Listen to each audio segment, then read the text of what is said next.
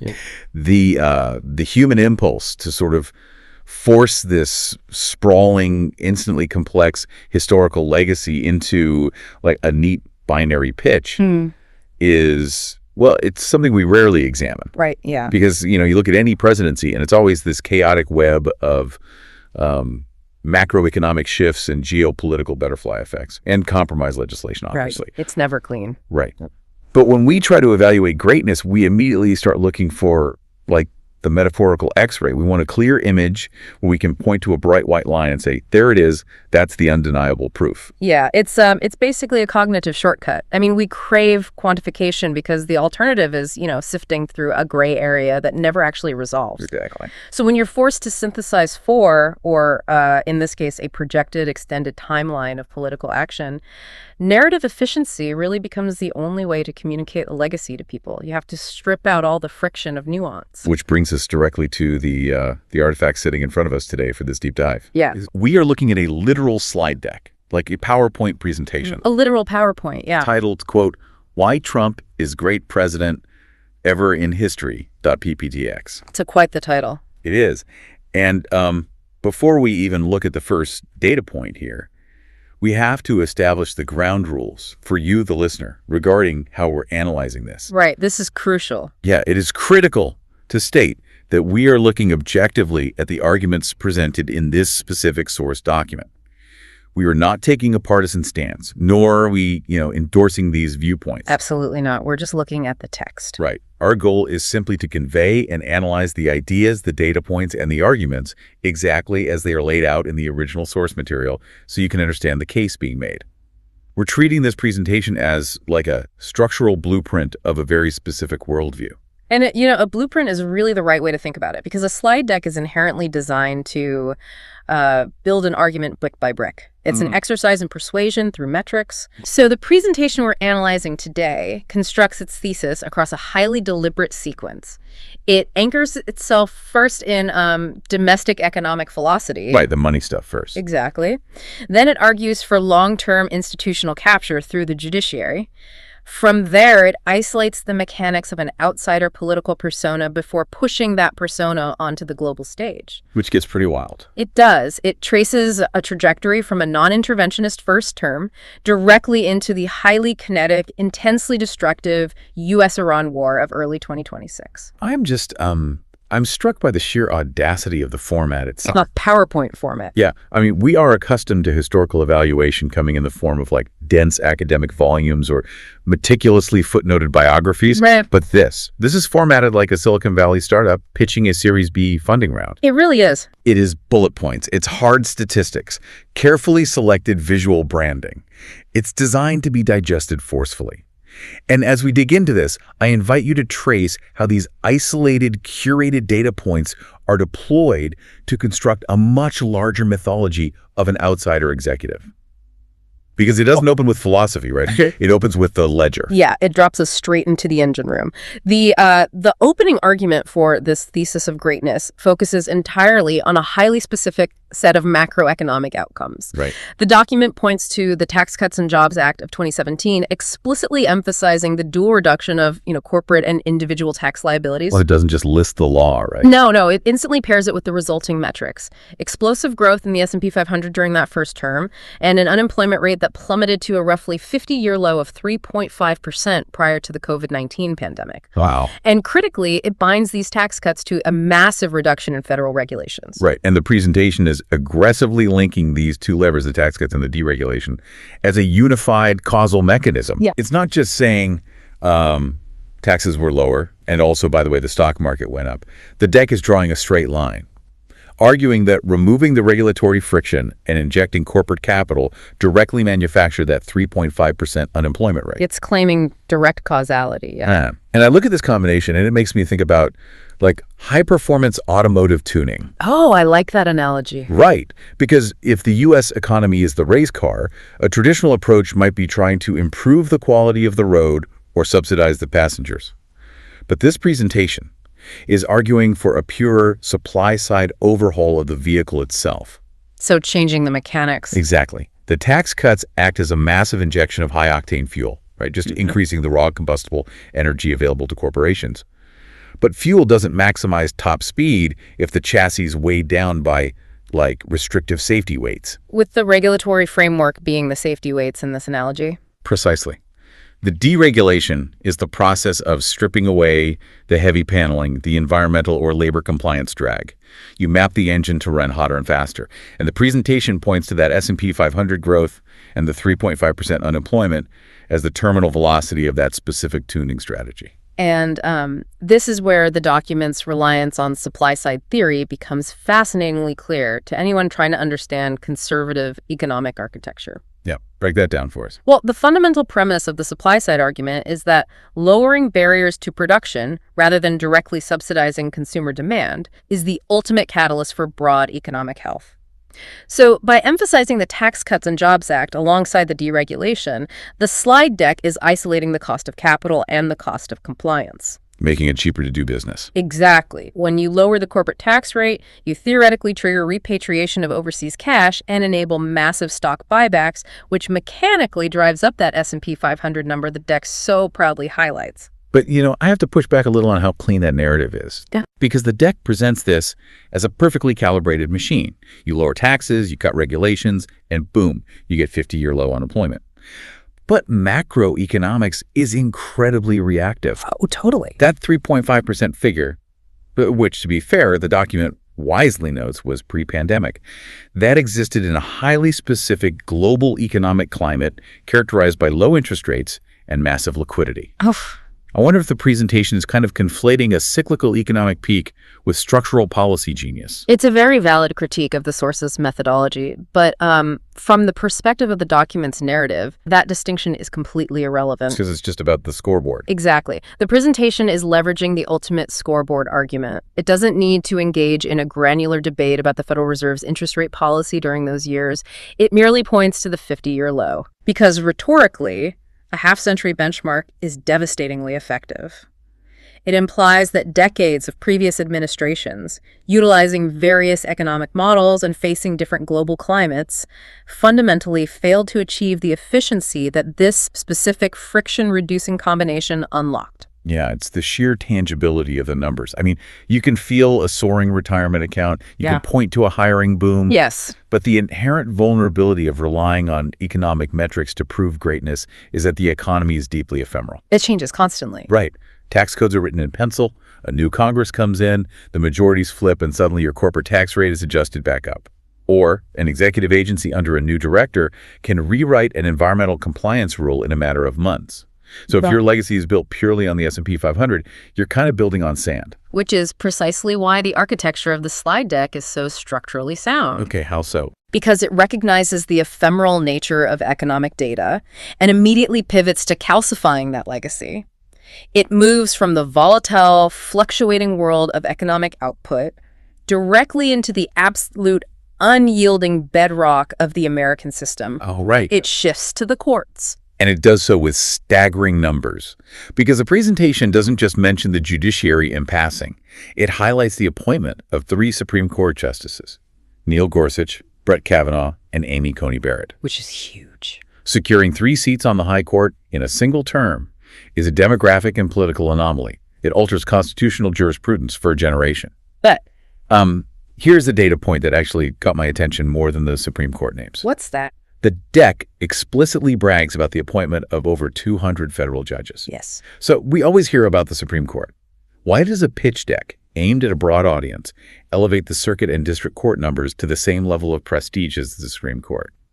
What is the strategic value of that 200-plus number for the greatness argument being made here? Well, because the author of this presentation understands the true mechanics of federal power. I mean, the Supreme Court operates in the realm of high-profile constitutional theory, sure, but it only grants certiorari to a vanishingly small fraction of the cases filed. But like what, maybe 70 or 80 a year? Exactly. It's tiny. The Supreme Court is the theoretical apex, but the appellate and district courts are the actual functional terminal point for over 99% of federal law in the United States. So if you want to control the administrative state, you don't just need the Supreme Court. You need the trenches. You need the entire pipeline. The strategy highlighted by that 200-plus figure is about fundamentally altering the judicial DNA of the republic. Right, because these are lifetime appointments. Exactly. Article 3, lifetime appointments. A 45-year-old federal judge appointed to a circuit court will spend the next 3 to 4 decades interpreting regulatory statutes, adjudicating executive overreach, and shaping the legal environment long after the executive who appointed them has left public life. That suggests a highly sophisticated institutionalist long game. You use the temporary sugar high of the economic deregulation to satisfy the immediate political demands, but you use the political capital generated by that economy to systematically pack the courts. Yeah, with textualist and originalist judges. It's an incredible dichotomy. The presentation is celebrating this meticulous, deeply traditional navigation of the Senate confirmation process, which is like the epitome of insider establishment maneuvering to secure these 200 judges. And that dichotomy is the exact tension that drives the next phase of the presentation. Because while the judicial strategy relies entirely on mastering the traditional levers of institutional power, the slide deck immediately transitions into arguing something completely different. Right. It argues that the core of this president's greatness stems from being the ultimate anti-institutionalist. It pivots from the quiet, procedural halls of the federal judiciary to the loud, abrasive, and disruptive arena of the public brand. Yeah, the document titles this section around the political outsider and fighter persona. Yes. And the visual semiotics the deck uses here are just fascinating. It presents two highly contrasting images to anchor this point. The first is what you would expect from a standard presidential archive. It's a classic somber portrait. The subject is in a tailored blue suit and tie, projecting the gravity, the restraint, and the historical weight of the office. It's the visual language of the establishment. Precisely. But then the deck juxtaposes that with a second image. It's a shot on the White House lawn. He's wearing a bright pink tie, which instantly breaks the visual rules of traditional political attire, and he is pointing assertively, almost aggressively, off camera. The contrast is jarring. It is. The intentionality of placing these two images side by side in an argument for greatness is striking. The blue suit whispers, "I possess the authority of the state." The pink tie and the pointing fingers scream, "I'm wielding that authority as a weapon against the system." It is the visual manifestation of the populist promise. And the text of the slide reinforces this by specifically praising his use of simple, direct language. The document argues that this wasn't a lack of sophistication, but a deliberate, highly effective asset because it was, quote, widely understood. You know, I always think about traditional political speech as being essentially a dense legal liability waiver. That's a good way to put it. Right. When a standard politician speaks, especially on foreign policy or domestic economics, their language is heavily filtered through focus groups, polling data, and risk mitigation strategies. It's full of caveats and jargon designed to offer the illusion of an answer while preserving plausible deniability. It is designed to minimize offense rather than maximize clarity. Exactly. And the slide deck is arguing that this president took that liability waiver and incinerated it. The presentation frames his language as the rhetorical equivalent of a blunt text message from a friend. Whether you found the content of the message offensive, alarming, or inspiring, you never had to hire a translator to understand the intent. The bluntness itself becomes a proxy for authenticity. And that authenticity is weaponized to achieve a very specific structural goal, which is disintermediation. Oh, cutting out the middleman. Exactly. The presentation is highlighting a communication strategy designed to completely bypass the traditional gatekeepers of political reality. Historically, the press corps, the think tanks, and the party establishment interpreted the executive's actions for the public. Right. But by utilizing simple, direct, and often inflammatory language, the fighter persona eliminates the middleman. It forces the public to react to the raw, unfiltered intent of the executor. But the deck uses the term results-focused in conjunction with this outsider persona. It's framing the abrasive rhetoric not as a personality quirk, but as a tactical instrument. Like, I am going to offend the establishment because the establishment is what is preventing the result. Yes, exactly. It creates a paradigm where the more the traditional system recoils from his behavior, the more it validates his outsider credentials to his base. It creates a self-sustaining feedback loop of populist validation, because if the system is the enemy, then the system's outrage is the metric of your success. That makes total sense. And the slide deck argues that this wasn't merely a domestic strategy deployed at rallies to energize voters. It suggests that this exact same fighter ethos, this direct confrontational style, was exported directly onto the global stage, fundamentally rewriting the rules of American foreign policy. Which catapults us into the geopolitical arguments of the deck. And Looking at the foreign policy achievements highlighted here, I immediately see a massive philosophical contradiction that we really need to unpack. Let's hear it. Well, the document points to two major pillars of his international relations strategy. First, it praises his implementation of aggressive protectionist tariffs, specifically targeting China, with the stated goal of protecting American manufacturing and correcting trade imbalances. It highlights the erection of economic walls. Exactly. Yeah. A deeply defensive, almost isolationist posture. But then, on the very same slide, it highlights his role in brokering the Abraham Accords in the Middle East. It points out how he normalized relations between Israel and several Arab nations. Right. So, I have to ask, and I want you, the listener, to ponder this too. On one side of the globe, the strategy is defined by punishing economic friction and closing markets. On the other side of the globe, the strategy is defined by unprecedented diplomatic bridge building and opening channels of integration. How do these fit into a single, cohesive America First strategy? How do you reconcile aggressive protectionism with sweeping diplomatic normalization? You reconcile it by abandoning the idea that this foreign policy was driven by any traditional ideological grand strategy. Okay, interesting. Most post-war American presidents operated under a unified theory of globalism like democratic peace theory or neoconservative interventionism. This slide deck is arguing that this administration operated on pure, distilled transactionalism. Meaning every geopolitical interaction is evaluated in a vacuum based purely on leverage and immediate return on investment. Precisely. Let's look at the tariffs on China. Traditional free market economists view tariffs as a destructive tax on domestic consumers. But this document frames the tariffs through the lens of a zero-sum negotiation. Right. The fighter persona looks at a trade deficit with China, decides the previous deal was poorly negotiated by the establishment, and unilaterally applies tariffs as a blunt force instrument of leverage to force a restructuring of the supply chain. It is highly adversarial, but it is entirely transactional. And when you apply that same transactional lens to the Middle East, the Abraham Accords suddenly make perfect sense. Exactly. Because for decades, the establishment diplomatic consensus was that you could not achieve broader Arab-Israeli normalization without first solving the incredibly complex, deeply ideological Palestinian crisis. It was a sequential structural roadblock. The outside-in approach versus the inside-out approach. Right. The deck suggests that this results-focused administration looked at that decades-old ideological roadblock and simply bypassed it.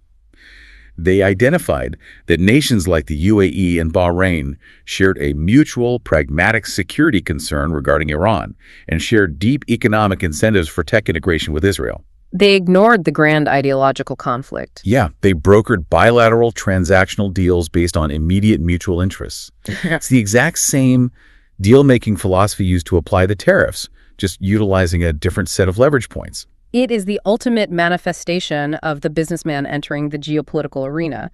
And the source document clearly labels this overall approach during his first term as non-interventionist. It's very explicit about that. Very. The presentation explicitly points out under a bold heading that the United States did not start any new major international wars during this period. It frames this restraint as a colossal achievement, contrasting his pragmatic deal-making with the systemic failures of previous administrations that became trapped in, protracted ideological nation-building exercises. The narrative of the peacemaker through strength. The non-interventionist who uses economic leverage rather than kinetic military force. Yes. But this is where the slide deck takes a radical, jarring turn, because the presentation does not end with the first term. It pushes forward into a highly detailed, incredibly granular breakdown of a massive geopolitical crisis. The U.S.-Iran war of early 2026. Right. And this section of the source document really requires deep analysis because it forces us to observe how this transactional fighter persona operates not in a trade negotiation, but in a full-scale hot military conflict. Yeah, the deck provides a very specific rapid-fire timeline. It does. It states that on February 28, 2026, President Trump ordered joint U.S.-Israel strikes. And the target list the deck provides is staggering. We're not talking about a limited proportionate response or a covert cyber operation. No, not at all. The presentation lists the targets as Iran's nuclear facilities, their missile silos, the entirety of their naval infrastructure, and their upper echelon leadership, explicitly naming the supreme leader, Khamenei. That is an existential, full-spectrum decapitation strike. The scale of the initial kinetic action is immense, but the defining metric the slide deck focuses on is the timeline. It explicitly states that this was a quick war. Okay. The entire engagement, from the massive initial strikes to a negotiated ceasefire, lasted exactly 5 weeks, concluding in early April of 2026. 5 weeks. Imagine that. You've built your reputation as the person who prevents fights in the neighborhood during your first term. Suddenly, you're throwing a massive coordinated punch in February 2026. The logistics and the intensity of violence required to achieve those objectives in a 5-week window are almost unfathomable. And the presentation explicitly lists the key wins from this operation. Right. It claims the strikes neutralized over 2,500 Iranian missiles. It states the Iranian Navy was rendered completely useless. And crucially, it claims this overwhelming immediate force compelled Iran to the negotiating table, resulting in a pause of their regional proxy networks and forcing partial, tangible concessions on their nuclear program. And the slide concludes this victory lap by noting that Trump declared mission accomplished, arguing that this rapid, overwhelming display of force immediately boosted U.S. strength and deterrence on the global stage. I really want to dwell on the psychology of this pivot within the Dex narrative. You spend the entire first half of your foreign policy pitch establishing yourself as the great non-interventionist. You are the leader who refuses to let American blood and treasure be drained by Middle Eastern quagmires. Right. And then, in early 2026, you unleash one of the most concentrated, devastating strikes in modern history. The slide deck frames this not as a contradiction of his previous restraint, but almost as the natural evolution of the results-focused mindset applied to modern warfare. A hyper-efficient surgical